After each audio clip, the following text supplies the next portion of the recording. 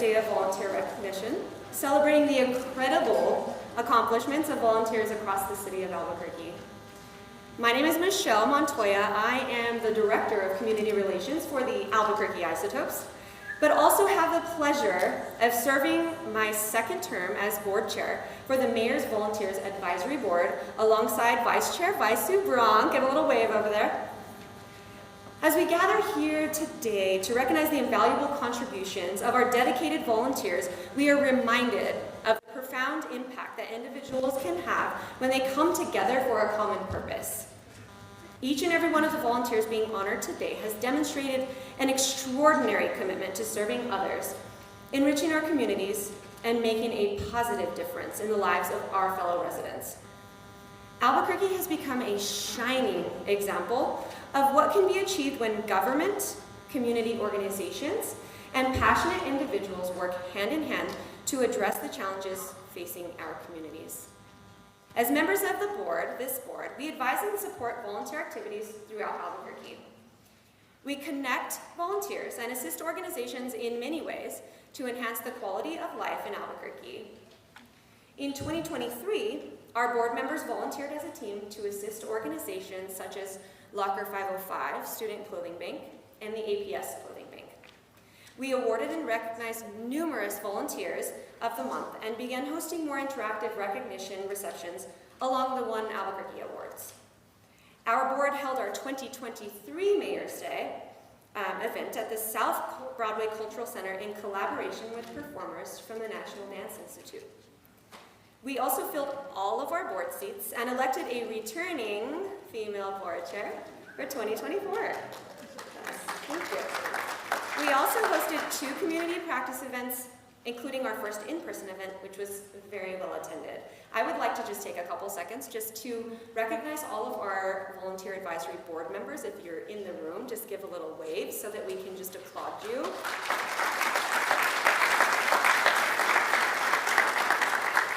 Thank you so much to all of our board members. You all are awesome. Thank you for your time and service to this board. Each of you embodies incredible values, including those of compassion, integrity, and of course, service above self. Thank you again. And of course, a huge thank you to our board staffer, the nonprofit and philanthropy coordinator of the City of Albuquerque, and our fearless leader, Ms. Mariah Harrison, for her incredible service to this board. She's right there in the back. I'm honored to serve alongside each and every one of you. It is now my honor and privilege to welcome to this special event our Mayor of Albuquerque, Tim Keller. Your presence today not only signifies your unwavering support for the incredible volunteers who dedicate their time and energy to making our city a better place, but also serves as a testament to your own commitment to service and community building. So please join me in giving a warm welcome to Mayor Tim Keller and in expressing our sincere appreciation for his leadership, guidance, and unwavering support for volunteerism in our city.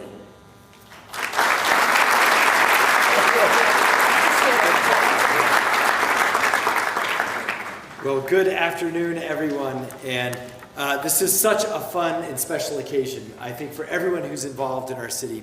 And I just want to begin by, I think, sharing what I feel in the room, which is really that one Albuquerque spirit. I want to thank you all for lifting up this city each and every day. So give yourselves a round of applause for caring about the city, for caring about each other. So a couple of things I'd like to do with you in just some brief opening remarks. One is I certainly want to also thank the board members. And, you know, in the city we have a lot of different boards, advisory boards and things like this. And I'll just tell you, you know, some of those boards are really important, but maybe not the most exciting. They do a lot of like zoning and planning and things like that.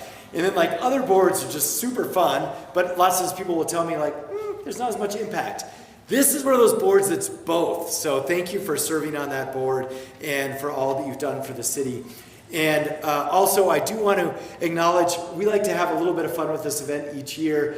And so I'm your warm-up act. The First Lady's here. She's going to be more of the main event before our awards. And so sometimes we do this together. Sometimes we're not always in the same town, but stay tuned for more from her up next. So with that, I just want to share with you, I think first and foremost, volunteering in our city for something to me, for me and for all of us is, look, number one, of course, it's a way to give back, but it's so much more than that. It has a ripple effect throughout our community. And one of the things we wanted to celebrate this year was also the intergenerational inspiration that it really does. And when we see sort of our youth awards that we have today, along with folks in our senior community, this is sort of inspiration across generations for all of us. And as I told our Lifetime Achievement Award winner, also inspiration for every single Briqueño, including myself, on what you can do to help the city each and every day. But also taking that step to find a way that works for you. And so I think the key to volunteering and helping the city is also matching your own interests and your own peer group and what you want to do physically where in and around town with an opportunity at the city. That's probably the biggest challenge we have for volunteering, is that matchmaking between you as a person and then that opportunity and that way to help. So you're also a wonderful example for how that can really come together to have impact in our community. Now, speaking of impact, I do want to share with you some of the fun statistics that our team, and I know Mariah is here and our other volunteer board folks, she's in the back, but they also track the impact. And so I want to share with you some of these incredible numbers. 12,600 hours tutoring kindergarten and first graders. That's awesome. Thank you so much.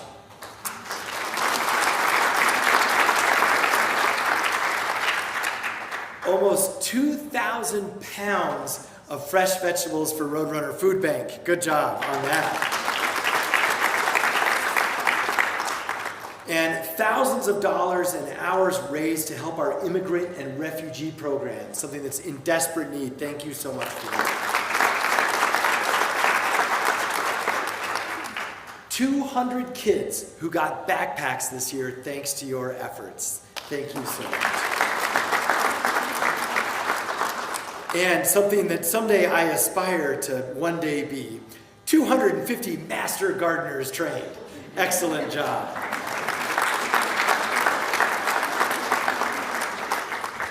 So for us, we also hope you remember what can't be measured in those, right? There's always someone on that receiving end. And typically there's also others who are inspired by that action.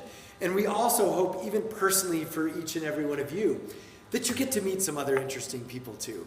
And we know that in our city, community is fundamentally what we're all about. And that is uniquely special in Albuquerque, especially with all of our intergenerational programs. But the glue that holds it together and the thing that keeps driving it forward, no matter who's working at the city or who's working at a particular nonprofit, is that sense of community and that belief in each other. And that belief that we can, as one Albuquerque, lift this city up even during tough times. So I want to thank you for living up to that, and then some. Thank you so much, and God bless. Thank you. And back to Michelle. Thank you so much, Mayor Keller. Thank you for all your support to this board. Joining us today to continue this celebration will be a short presentation by some of the dancers of Kalakapu Polynesian Dance School, a local cultural school that celebrates and perpetuates the cultures, languages, and dance forms of Polynesia. They will be sharing with us 2 Hawaiian hula songs that celebrate public service and the spirit of volunteerism. Please join me in welcoming Kalakapu.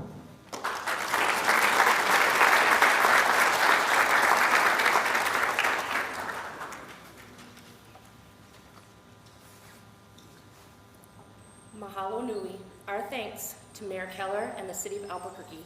We are honored to share 2 mele hula, or hula songs, that celebrate the importance of giving back to the community.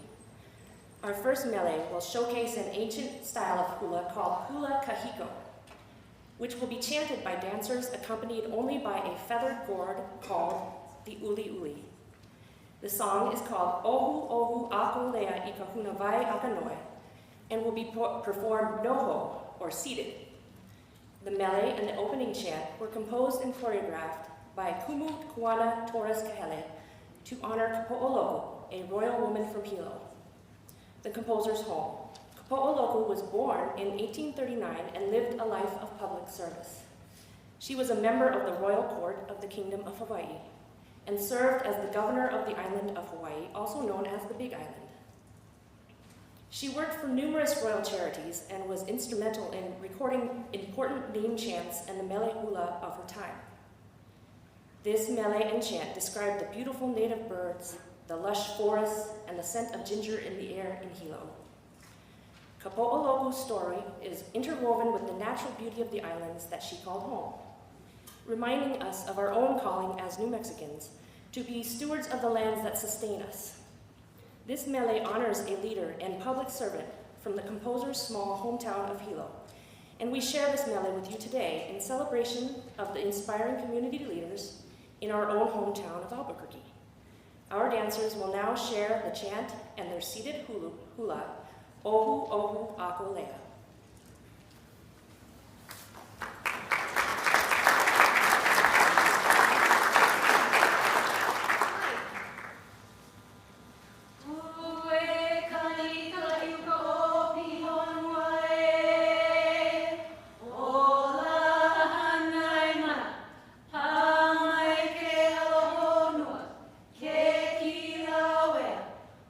Umai ka pue on kani piki honua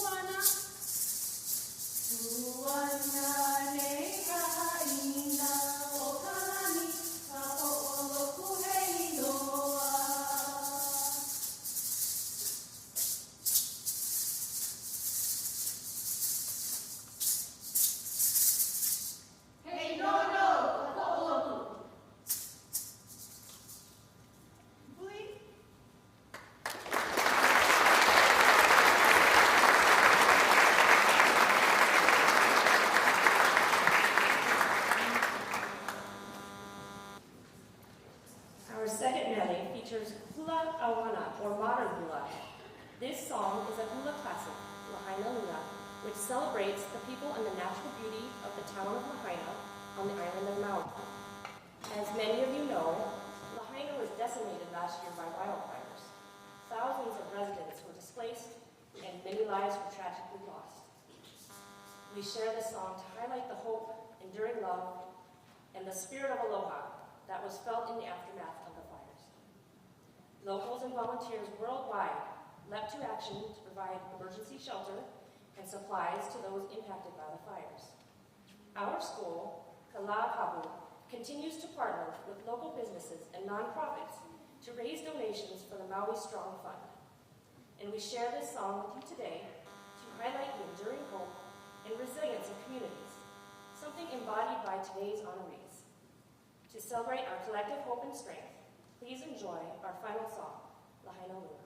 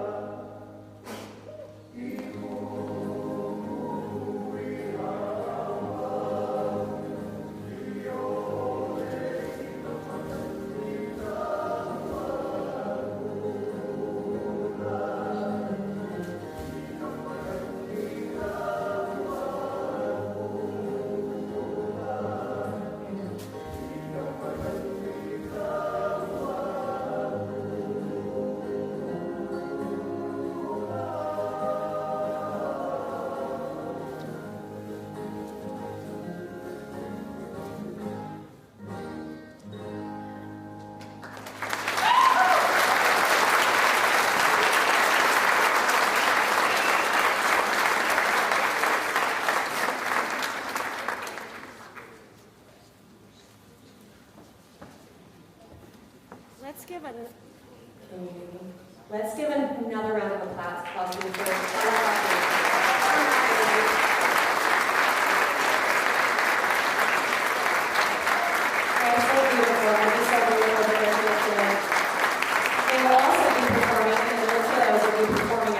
Park on May 3rd. Get your tickets. Shameless plug. Thank you.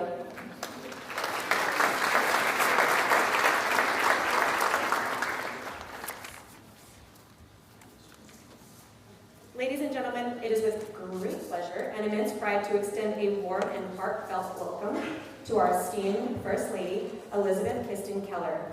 She embodies the essence of dedication and service with a steadfast commitment to the betterment of our community. She is a compassionate leader who listens intently to the concerns of our citizens. Please join me in extending our sincerest gratitude to First Lady Elizabeth Kiston Keller.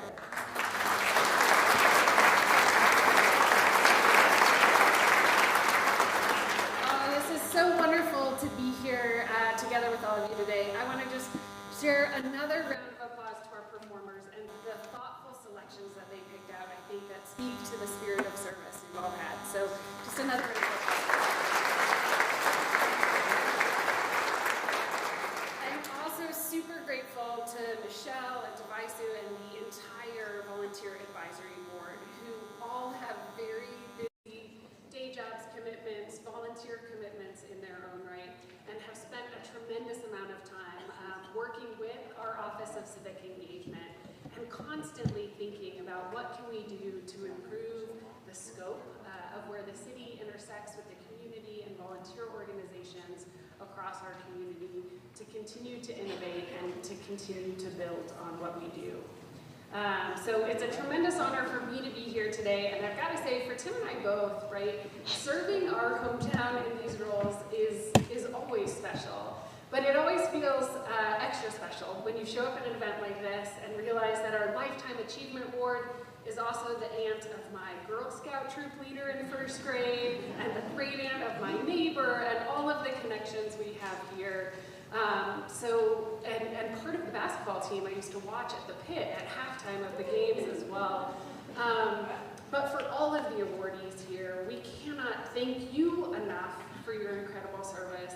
But we're also so grateful for the community that you've brought here today to help celebrate you.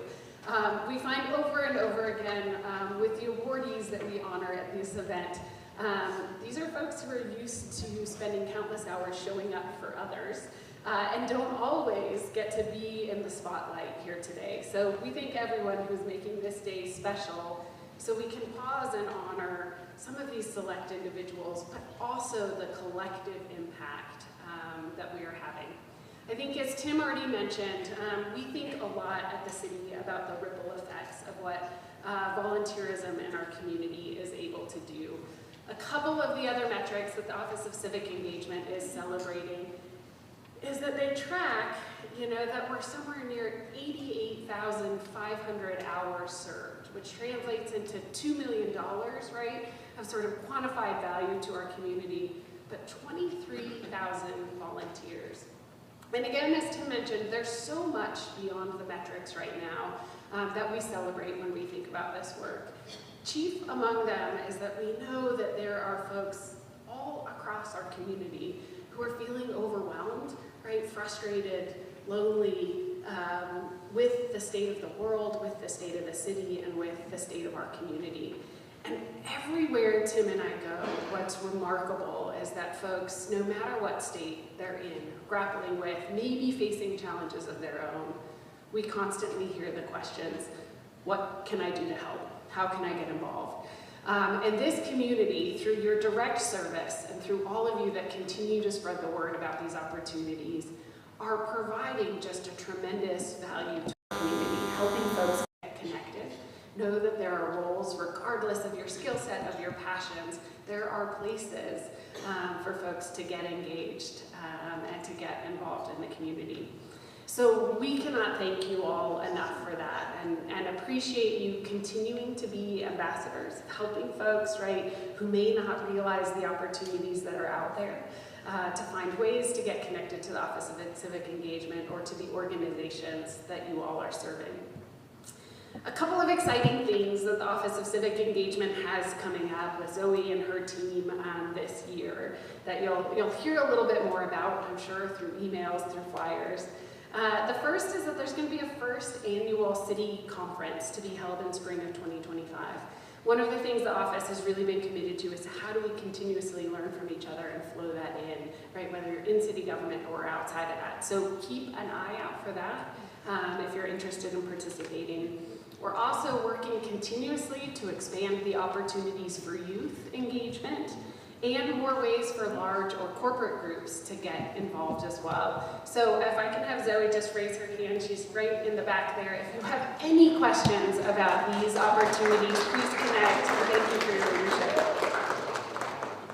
So again, to all of our awardees, thank you for what you're doing. To the communities you brought here to celebrate you today, thank you for making that support possible.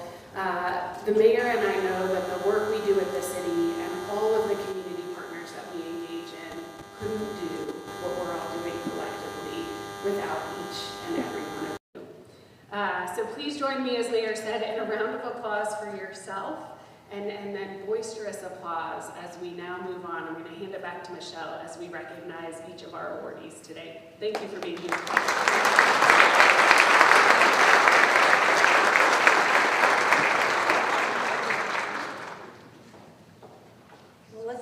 Thank you for First Lady Elizabeth Keller for your dedication and celebration of volunteerism.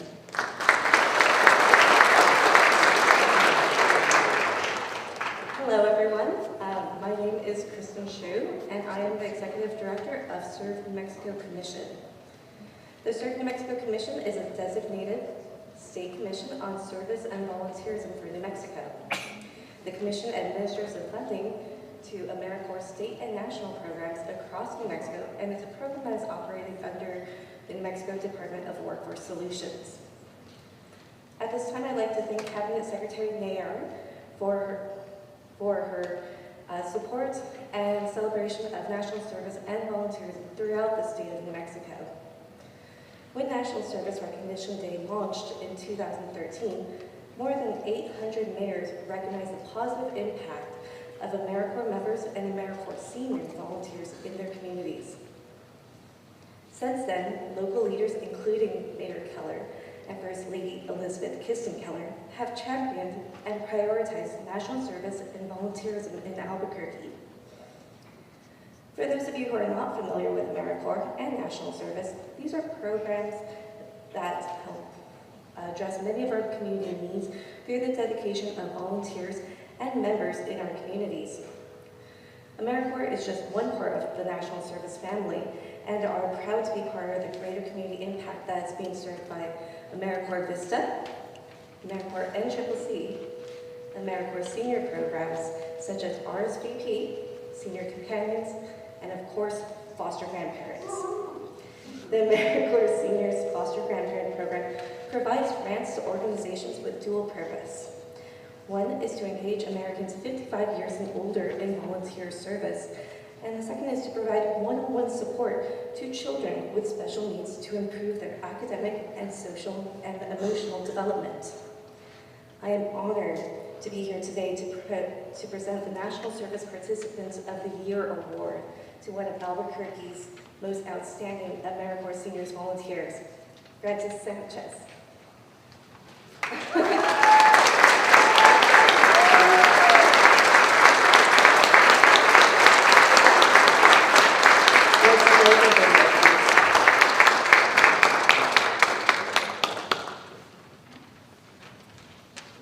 Let's begin her video.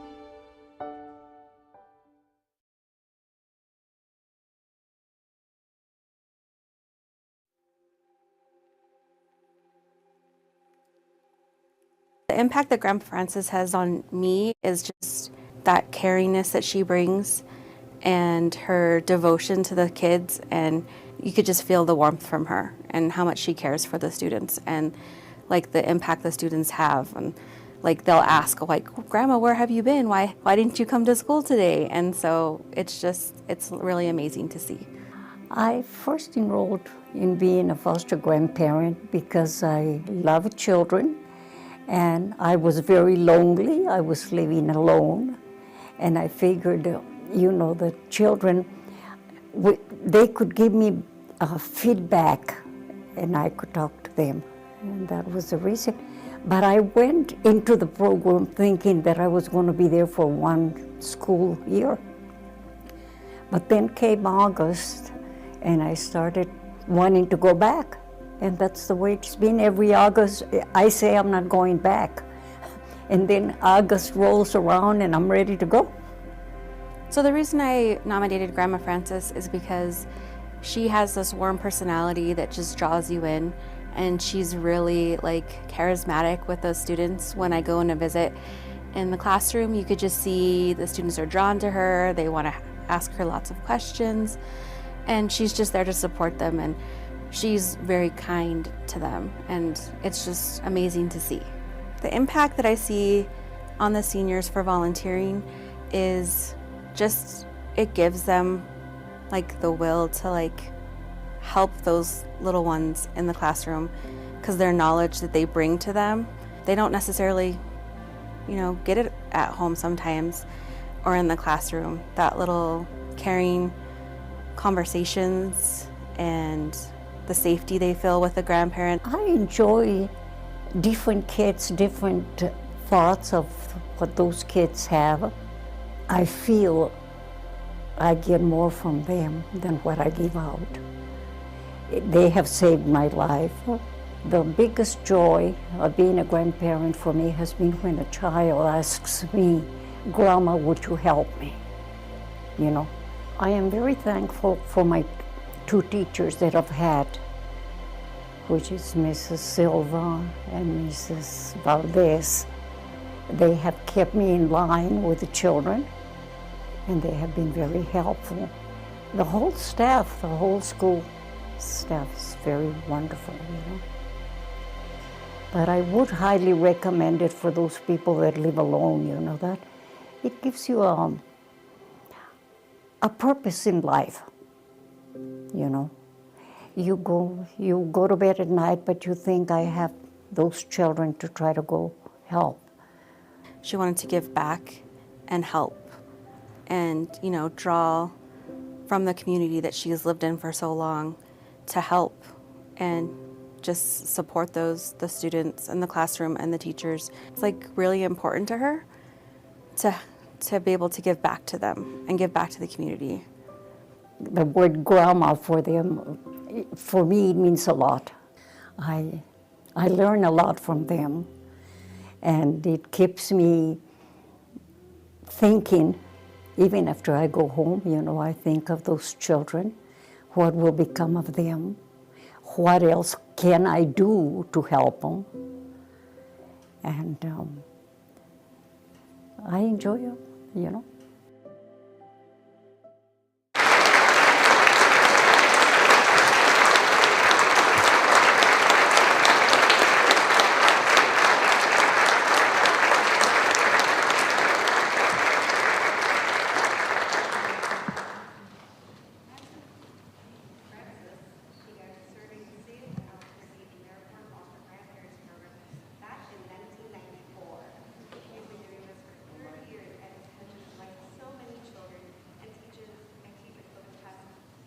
While she's been serving at the East San Jose Elementary School and Eugene Field Elementary School, where she currently volunteers.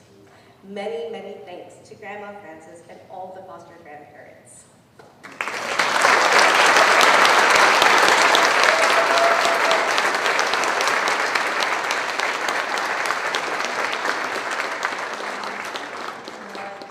Now at this front, I'd like to bring up the ninth wheelchair by Sue Gronk.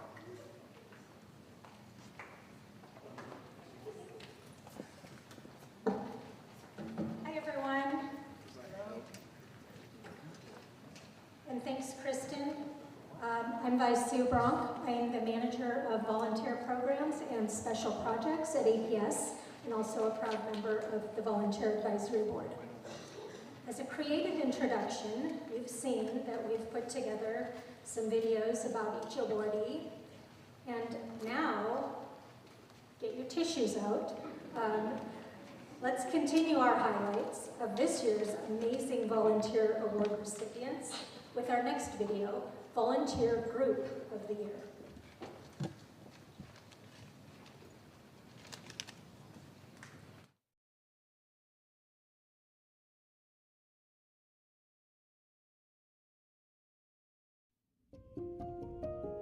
So the origin of the Domestic Violence and Sexual Assault Commission actually originated from the DV Task Force.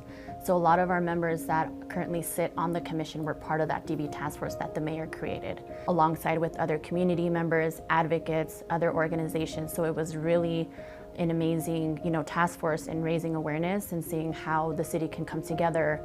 And then from conversations that were had on the DV Task Force, the recommendation came forth to create a DV commission, a DVSA commission, to further support survivors, and that is how the commission came to fruition. Work that consists for the Domestic Violence and Sexual Assault Commission is really creating a coordinated community response. So engaging with community members, direct service providers like those that sit on the commission and serve survivors directly, as well as system response.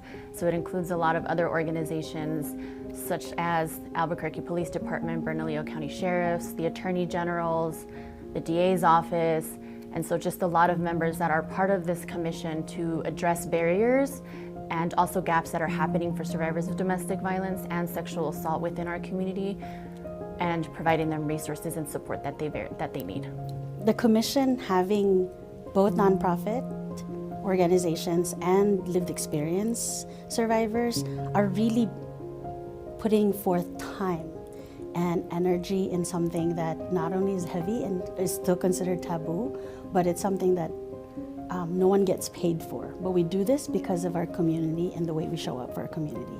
So I think that's the important part of the commission. We are very unique, and the commission being the way how it handles something heavy, no one automatically signs up for it, right? So the beautiful part of this is that people are willing to show up in the way they can, and in the way their experiences and level of knowledge is in the community.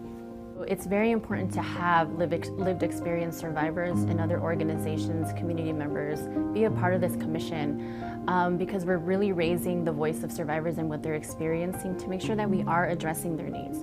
We're bridging the gaps and giving them the support that they need. And so in order to do that, we need everybody's voice at the table to create that change that is much needed within our community in advocating for survivors and their families, right? And so how do we do that? And that's bringing everybody to the table, having those really hard conversations. So this commission is really coming together to have really hard conversations and see how we can provide solutions for community members and for the city of Albuquerque to make sure that they're getting the support, right? And it is really a public health crisis, and how do we come together as a city to support survivors and give them what they need? Safety is a human right, and everybody should have that opportunity to be free of violence. We do know that that motivation can also come with its own barriers and gaps, and that's where we bridge that as a commission.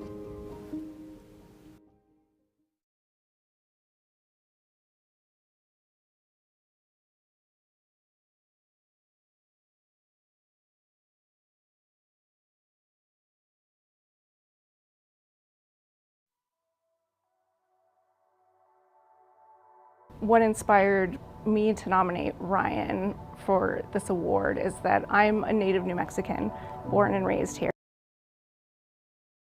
The Domestic Violence and Sexual Assault Commission started just a year ago, and they've already made a noticeable impact by forging key partnerships and successfully advocating for changes in restraining order verbiage, ongoing support for survivors, and active engagement in conversations that help amplify the voice of survivors. Accepting the award is Teresa Garcia, Commission Chair for DVSA, And now, will all of the volunteers for DVSA that are here with us today please stand.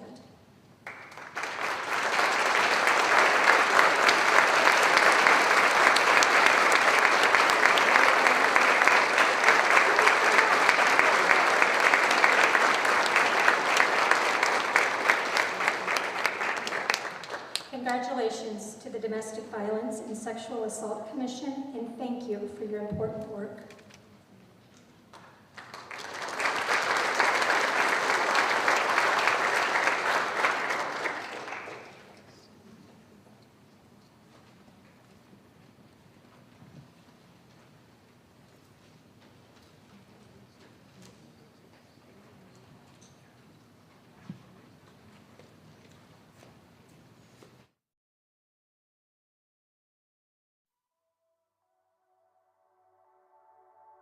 What inspired me to nominate Ryan for this award is that I'm a native New Mexican, born and raised here. Ryan's a native New Mexican, born and raised here. And what makes me really proud is to see people who care about our community. And so Ryan spends a lot of his free time caring about the community. And for us that are born and raised here, it means a lot when we see, you know, that initiative taken to really invest time in giving in the ways that we can back to our community. I first started at one of the refugee villages here in Albuquerque called IRVA, that's IRRVA, and they had a school-run program called Read to Excel, where you basically go in and tutor some of the kids there in like reading, writing, and math. And when I got there, you know, I wasn't sure like how it was going to be, how much I was going to enjoy it. But I found, you know, I really connected with the kids there. They always came in, they were always so happy, you know, grateful. They were always eager to learn something. And that was really great. That was a really great environment to work in. And so I think there's a lot of studies that I've seen that show that refugees, when given the opportunity to be like prolific and productive members of their community, can have a lot of economic benefits on the societies that they settle in. So I think like a lot of these people deserve that chance. I was about 16 years old and I didn't quite realize how much I could do or how much I could have an impact. So that was really amazing for me to see.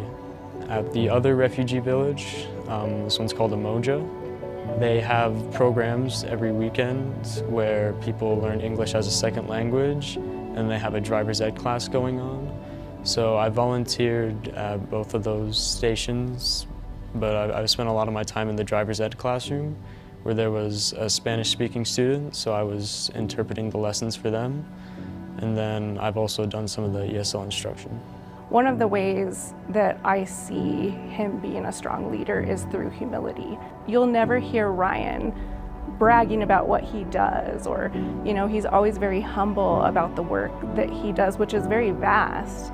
But the fact that he's able to just kind of intuitively be humble, I think is a great skill and a great quality that makes him definitely a leader amongst other teens, you know, in the city, in the state, across the United States. And so that's definitely a quality that I think is very important to somebody who's kind of looked at as a leader in their community. I see Ryan going weekend after weekend and donating his time, and not just doing it because, you know, for any other reason than it brings him joy. And so definitely another great quality of leaders is kind of selflessly giving to a community and helping them in the ways that you can. I would say just get involved. The work can be very fun and it's very fulfilling. I think everyone has something that they can, you know, offer and contribute to something. So you just got to go out and find what it is or where you can like use your strengths to really make a difference somewhere. And like I said, like when I started, I wasn't sure, right? Like I wasn't sure if this was going to be for me. I wasn't sure if it was going to be something I enjoyed, and it turned out being it turned out to be one of the best things I really ever did.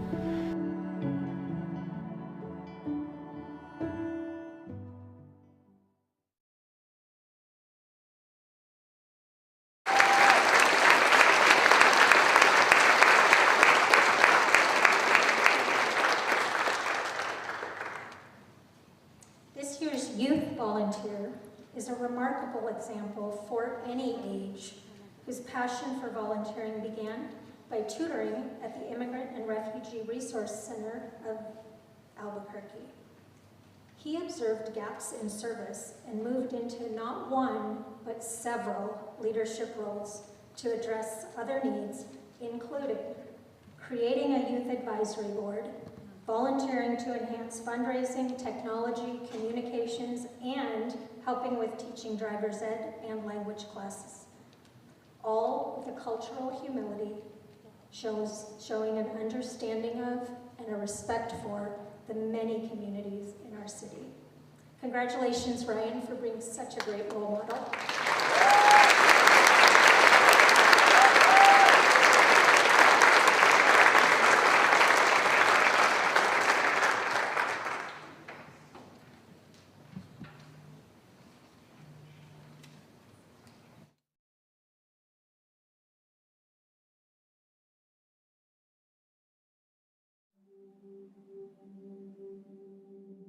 Yeah, I think James is a great story. I mean, he lives in Albuquerque. He's training Albuquerque volunteers. The product goes to the Healthy Food Center, serving a vulnerable Albuquerque community. The volunteers that he trains do other efforts in the city after that. So he's just leveraging his volunteer time to affect, a large population in Albuquerque. I've been a member of the Master Gardeners group for 10 years and the coordinator of this activity for 8 years. I got into volunteering because I really needed something to do after I retired. And I thought, let's try gardening. And the way to approach that, in my opinion, was to go through the Albuquerque area Extension Master Gardeners training program. UFO Garden represents the urban farm garden, and it's a demonstration garden that is designed to teach people how to do sustainable gardening. And so that has to do with the process of planting, the maintenance of that garden, and then the harvesting of the food. And the food that results of this garden goes to food banks within the city of Albuquerque, such as the Roadrunner Food Bank. Working for James for 3 years, I just saw how much work he did. I mean, he works, we all work out here one day a week, but Jim's out here every day of the week for most of the season. Even during the winter, he comes out, a couple times a week or so. And then during the season, he's out here probably every other day from 1st of March to the middle of November.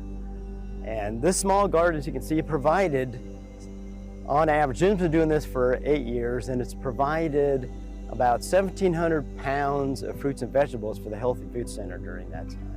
We teach people, again, how to do sustainable gardening, and for people to understand that they can truly grow their own food, especially when you think about the cost of groceries these days and the inflation that we've seen.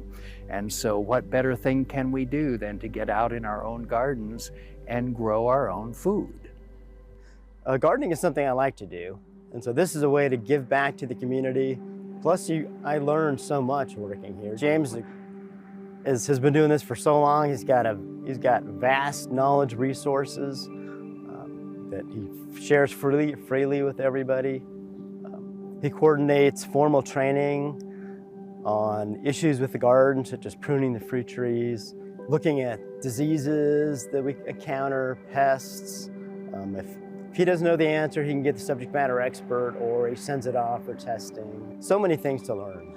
The part that I love the most is learning about gardening, something new going on out here every day, whether it's a new kind of pest or these days with our climate change, it's all about drought. And it showed out here because our daily watering was required, and that I did that most of the time. I love interacting with the other gardeners. They've always got some suggestions and something new to introduce, and it's just fun.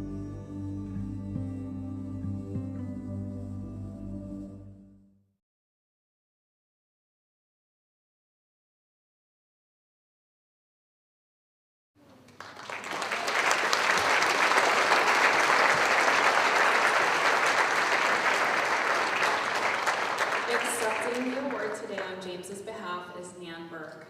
James spent 400 hours at the Urban Farm Oasis in 2023, producing 1,700 pounds of fruits and vegetables to donate to food insecure individuals and families through the Healthy Food Center at Roadrunner Food Bank. Through his leadership, the UFO Garden is now a registered People's Garden by the U.S. Department of Agriculture, which is a really big deal. Congratulations to our older adult of the year, James Jackson. Older adult volunteer.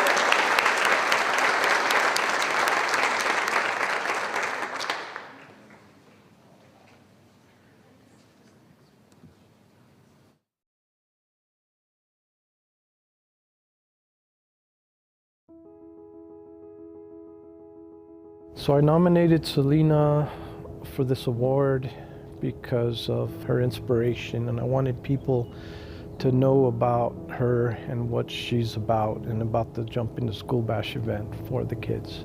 I think the most thing that really spoke to me was how inspiring she is, not only to me, but to our kids, to our family, those that have met her. She just inspires everybody. She has the ability to talk to people to where they want to be part of what she's doing, and this Jump Into School Bash event has been huge. It's been a huge impact. I wanted for people to know about she has the heart and the passion for what she does. So we're here at the Bernalillo County Posse at the arena where we host the Jump Into School Bash, getting ready to host our 4th annual Jump Into School Bash here. This is the amazing property that they allow us to put it at. It's a 10-acre property arena. Mainly, we focus on the kids that, the less fortunate, the families with like low income, and really push to help the kids that can't really afford the backpacks and the services that we offer them for free. Nowadays, haircuts are super expensive, so we provide free haircuts for the kids. As a bonus, we give the little girls free manicures. We give them free school supplies inside of their backpack. And just like a lot of free ton stuff, resources are very important. Networking, as much as I do, I have learned that there's so many resources out there and people don't really know about them. So I try to bring as many resources for kids in tutoring. Maybe there's different types of issues in somebody's life. So we get together a lot of resources here so the kids have there's plenty of opportunities for them to be successful in life. That inspiration, that part about her that just draws people in, it's inspiring, and it gives people hope, and it helps other people want to be involved in what she's doing, and it's contagious. So we do encourage, for example, other nonprofits to join us so that we could bring all the awareness that we can to nonprofits as well, so that we can connect families, connect kids, connect the nonprofits with them. And so if we could get, a lot of other nonprofits here in one place where an event is so big, then we have plenty of opportunities and resources for the kids. And then they all get connected together. So it's literally one place where the kids get resources, help, and then it's just like a full day of fun for them, and they get a lot of free stuff. Well, I want to thank my family, my boys, my husband. They really work hard with me on this because we do a lot of cleanup and setup, and it's a lot of work. But they love it at the end of the day when we see all the smiles and everything. My kids really get encouraged. So my kids and my family and all the supporters and volunteers and sponsors that come out and help us and really just put all their whole heart into this really means a lot. It's another thing to actually be here and experience and see the smiles on the kids, on how happy that you make them, how encouraged that they are when they leave from here, full of life.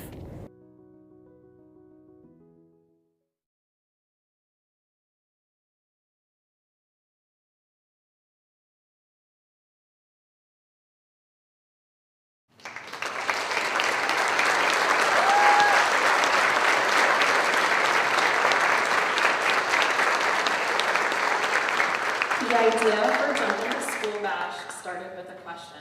I wonder if I could support the kids in my community the way that community members supported me. Her own lived experiences as a child led to big actions as an adult, providing critical back-to-school support to thousands of children. Congratulations to our Volunteer of the Year, Selena Trujillo.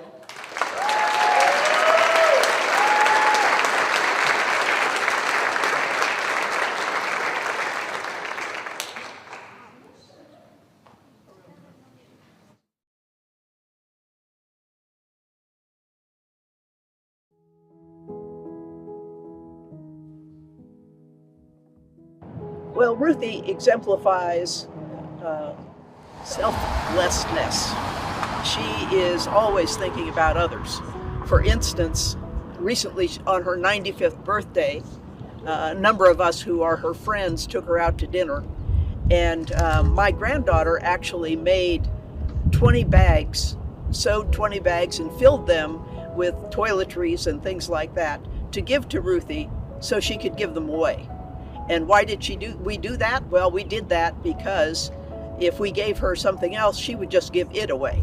And we wanted to support her caring about the people who are around her and give her things that would make her happy to share with others. Yeah, when Ruthie shares, she reminds the people with whom she's sharing to be grateful as well, even including writing a thank you note to the people who have shared with them. And the hope is that they will not only be grateful, but they will also understand and perhaps give again in the future. I started volunteering at the American Legion during the holidays, helping out, serving. I saw that the homeless, they needed more solid foods, warm food, especially in the winter time. And so I decided I'd do cook for them. I started with beans, then I did spaghetti, and then green chili stew sometimes. Well, it's better to give than to receive. That's what I so I enjoy that, helping others. So Ruthie has been probably a volunteer all of her life, and has given to others, first to family and to friends, and then more intensively in the last 15 years to others. Ruthie is one Albuquerque personified.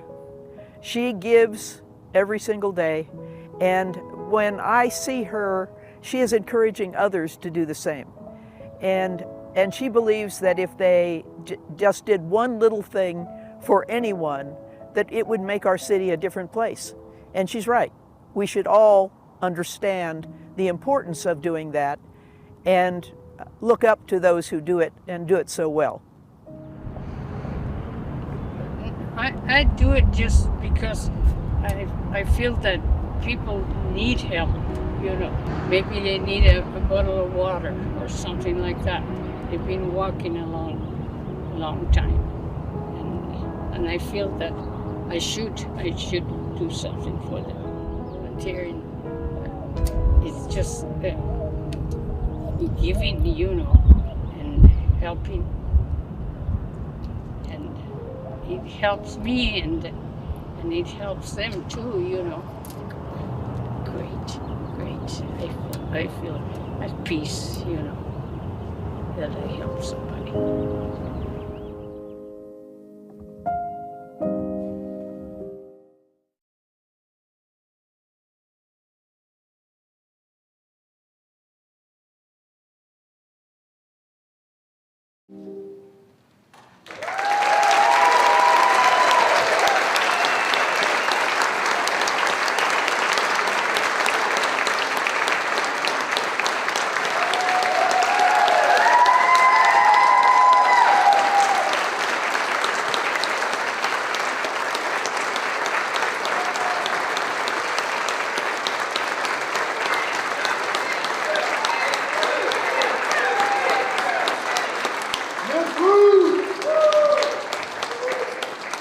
What can one add of significant value that hasn't already been shared by our final awardee?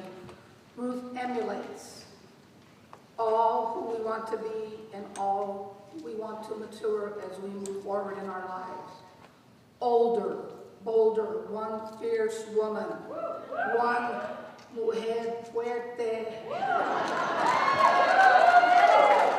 and one who refuses to be erased or set aside. Like a good mix of spices, Ruth continues to season her life with all who comes in contact with her, giving back unselfishly and making real impact differences in those she meets and the programs that she works with. If we can all model our lives after the path that Ruth continues to take in our One Albuquerque community, just consider how much richer our community could be. It is my honor to salute Ruth.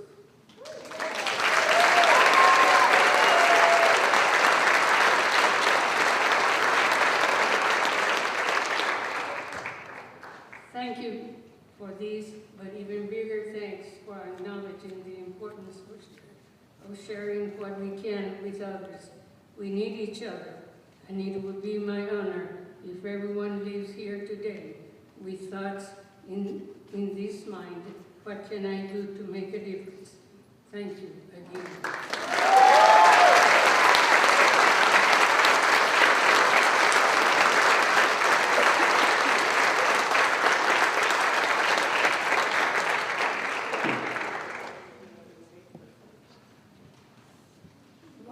We've had such an array of diverse awardees.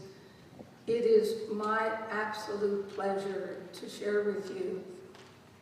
It is with deep sincerity as your closure and the co-chairs of this event to say thanks to each and every one of you who've been here taking care of your time today to join us, and to shine a light on our sponsors. AARP, Joseph Sanchez is here today with us.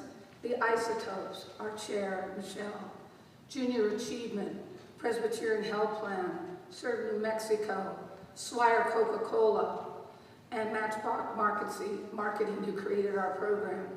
And a big thank you goes out to Mandy and her crew with the Munchie Trucks who will be sponsoring our reception today. A special shout out also goes out to One Albuquerque GOV-TV. Diego Lucero and his team who have been assisting us with all this video production and the live stream today. And this program would not be unique and welcoming if it wasn't for our One Albuquerque Volunteers Board who have been here moving, hustling all our volunteers up and everything they did in the last few months to make this happen. Thank you. And if you, our community, would like to nominate somebody in making real differences, please submit them today at the One Albuquerque Volunteer Board webpage. And the Albuquerque Volunteer Boards and Commissions are still looking for more volunteers, so see the flyer on the One Engagement table outside.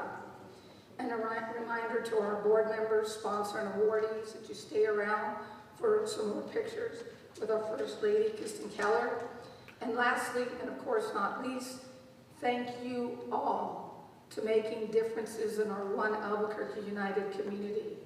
Lift up one another each and every day, and together, let's offer a huge note of gratitude with our joint applause again to our sponsors, our board, our mayor, our First Lady, and to all the awardees today who make a difference every day in our community.